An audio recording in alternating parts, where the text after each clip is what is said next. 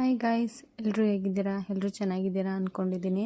Title ಹೇಳೋ ಹಾಗೇ ಬೆಳಗ್ಗೆ ಎದ್ದು ಹೆಣ್ಮಕ್ಳು ಕೆಲಸ ಮಾಡಿ ಕೆಲ್ಸಕ್ಕೆ ಹೋಗೋದು ಸಾಕು ಬೇಕು ಅನಿಸುತ್ತೆ ಅಲ್ವಾ? ನಾನು ಬೆಳಗ್ಗೆನೇ ಎದ್ದು ಬೆಡ್ಶೀಟ್ ಎಲ್ಲ ಚೇಂಜ್ ಮಾಡೋಣ ಅಂತ ಚೇಂಜ್ ಮಾಡ್ತಾಯಿದ್ದೀನಿ. ವೀಕ್ಲಿ ಒನ್ಸು ನಾನು ಬೆಡ್ಶೀಟ್ ಎಲ್ಲ ಚೇಂಜ್ ಮಾಡ್ತೀನಿ. ನನ್ನ ಮಕ್ಕಳು ಹೋಗಿರೋ ವಿಡಿಯೋ ಫಸ್ಟ್ ವಿಡಿಯೋದಲ್ಲಿ ನಾನು ತೋರಿಸಿದ್ದೀನಿ. ಅವ್ರು ಹೋದ್ಮೇಲೆ ಏನೇನು ಮಾಡೋದು ಅಂತ ಈ ವಿಡಿಯೋ. ಇದು ಬಂದು ರೂಮಲ್ಲಿ ಎಲ್ಲ ಬೆಡ್ಶೀಟ್ ಚೇಂಜ್ ಮಾಡ್ತಾ ಇದ್ದೀನಿ.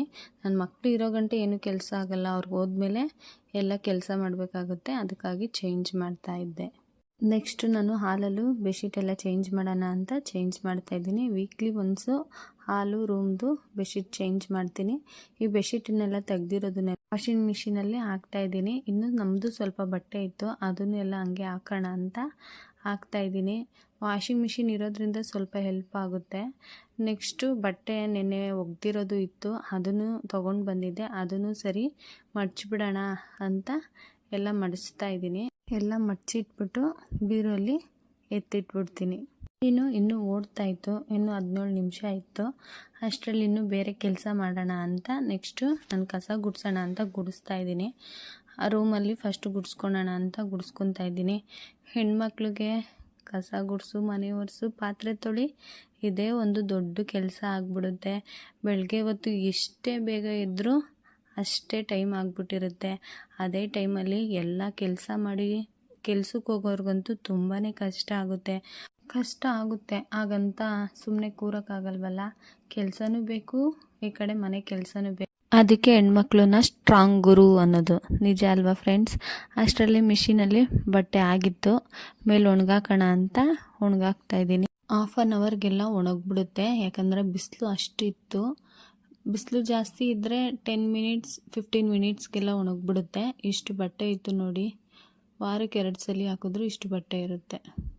ಬಟ್ಟೆ ಹಾಕ್ಬಿಟ್ಟು ಬಂದೆ. ನೆಕ್ಸ್ಟ್ ಮನೆ ಒರೆಸೋಣ ಅಂತ ಮನೆ ಒರೆಸ್ತಾ ಇದ್ದೀನಿ.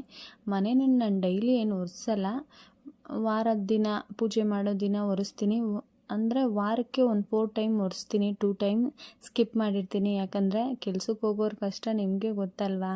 ಹಾಗಾಗಿ ಕೆಲಸ ಮಾಡಿಕೊಂಡು ಈ ಕಡೆ ಮನೆ ಕೆಲಸನೂ ಮಾಡ್ಕೊಂಡು ಹೋಗ್ಬೇಕು ಅಂದರೆ ನಿಮಗೆ ಗೊತ್ತಿರುತ್ತೆ.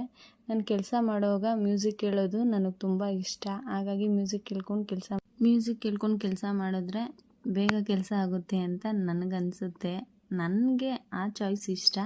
ಹಾಗಾಗಿ ನಾನು ಮ್ಯೂಸಿಕ್ ಕೇಳ್ಕೊಂಡೆ ನಾನು ಆಲ್ಮೋಸ್ಟ್ ಎಲ್ಲ ಕೆಲಸ ಮಾಡೋದು.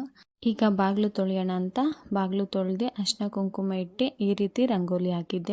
ನೆಕ್ಸ್ಟ್ ಪಾತ್ರೆ ತೊಳೆಯೋಣ ಅಂತ ಪಾತ್ರೆ ತೊಳಿತಾ ಇದ್ದೀನಿ. ಆಲ್ಮೋಸ್ಟ್ ನಾನು ನೈಟೇ ಎಲ್ಲ ಪಾತ್ರೆ ತೊಳೆದು ಮಲ್ಕೊತೀನಿ.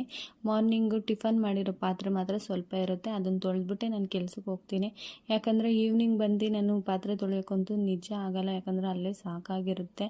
ಬಂದು ನಾನು ಸ್ವಲ್ಪ ಹೊತ್ತು ರೆಸ್ಟ್ ಮಾಡಿ ಅಡುಗೆ ಮಾಡೋಕ್ಕೆ ಸ್ಟಾರ್ಟ್ ಮಾಡ್ತೀನಿ. ಅಡುಗೆ ಮಾಡಿಕೊಂಡೆ ಆಲ್ಮೋಸ್ಟ್ ಬೆಳಗ್ಗೆ ಎಲ್ಲ ಕೆಲಸ ಮುಗೀತು. ಕಸ ಗುಡಿಸಿ, ಪಾತ್ರೆ ತೊಳೆದು, ಮನೆ ಒರೆಸಿ, ಬಾಗಿಲೆಲ್ಲ ತೊಳೆದು ನೆಕ್ಸ್ಟು ಫ್ರೆಶ್ ಅಪ್ ಆಗಿ ಬಂದಾದಮೇಲೆ ಪೂಜೆ ಮಾಡಬೇಕಾಗಿತ್ತು. ಪೂಜೆ ಮಾಡೋಣ ಅಂತ ಈ ರೀತಿ ರೆಡಿಯಾಗಿದ್ದೀನಿ. ಪೂಜೆ ಮಾಡೋ ದಿನ ಇದೇ ರೀತಿ ನಾನು ರೆಡಿ ಆಗೋದು.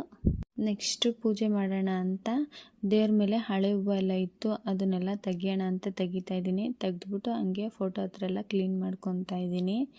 ಯಾವ ವಾರಗಳು ಮಿಸ್ ಮಾಡಿದ್ರು ಭಾನುವಾರ, ಮಂಗಳವಾರ, ಶುಕ್ರವಾರ, ಗುರುವಾರ ಮಿಸ್ ಮಾಡಲ್ಲ. ಯಾಕಂದರೆ ಕಾಲಭೈರವ ವಾರ ಭಾನುವಾರ, ಅದು ನಮ್ಮ ಮನೆ ದೇವರು. ಹಾಗಾಗಿ ಚುಂಚನಗಿರಿ ಕಾಲಭೈರವ ಭಾನುವಾರ ಮಿಸ್ ಮಾಡಲ್ಲ, ಪೂಜೆ ಮಾಡಿ ಹೋಗ್ತೀನಿ. ನೆಕ್ಸ್ಟು ಮಂಗಳವಾರನೂ ಶುಕ್ರವಾರ ನಮ್ಮ ತಾಯಿ ಬಂಡಿ ಮಂಕಳಮ್ಮ ವಾರ ಮತ್ತು ನಮ್ಮ ಮನೆ ದೇವ್ರ ವಾರ, ಗುರುರಾಯರ ವಾರನೂ ಮಾಡ್ತೀನಿ. ಈಗ ಆಯಿತು, ಹೂವೆಲ್ಲ ಹಾಕಿ ಇವಾಗ ದೀಪ ಹಂಚೋಣ ಅಂತ ದೀಪ ಹಚ್ಚೋಕ್ಕೆ ಎಣ್ಣೆ ಹಾಕಿ ಇವಾಗ ದೀಪ ಹಚ್ತಾ ಇದ್ದೀನಿ. ನಾನು ನಂಬಿರೋದು ದೇವ್ರನ್ನ ಅಷ್ಟೇ. ಯಾಕಂದರೆ ಕಷ್ಟ ಕೊಡೋದು ಆ ದೇವರೇ, ಸುಖ ಕೊಡೋದು ಆ ದೇವರೇ. ಕಷ್ಟ ಕೊಟ್ಟ ಅಂತ ಬೇಜಾರು ಮಾಡ್ಕೊಂಬಿಡಿ, ದೇವರು ಇವತ್ತಲ್ಲ ನಾಳೆ ಕೈ ಹಿಡ್ದೇ ಹಿಡಿತಾನೆ. ಕಷ್ಟ ಮನುಷ್ಯಂಗೆ ಬರದೆ ಮರಕ್ಕೆ ಬರಲ್ಲ ಅಂತ ಗಾದೆ ಮಾತೇ ಇಲ್ವಾ?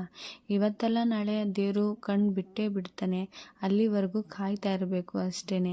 ದೇವ್ರನ್ನ ನಂಬಿ ಇವತ್ತಲ್ಲ ನಾಳೆ ಒಳ್ಳೇದು ಮಾಡೇ ಮಾಡ್ತಾನೆ. ಈ ವಿಡಿಯೋ ಎಲ್ಲರಿಗೂ ಇಷ್ಟ ಆಗಿದ್ರೆ ಲೈಕ್ ಮಾಡಿ, ಸಪೋರ್ಟ್ ಮಾಡಿ ಆ್ಯಂಡ್ ಸಬ್ಸ್ಕ್ರೈಬ್ ಮಾಡ್ಕೊಳ್ಳಿ. Thank you for watching.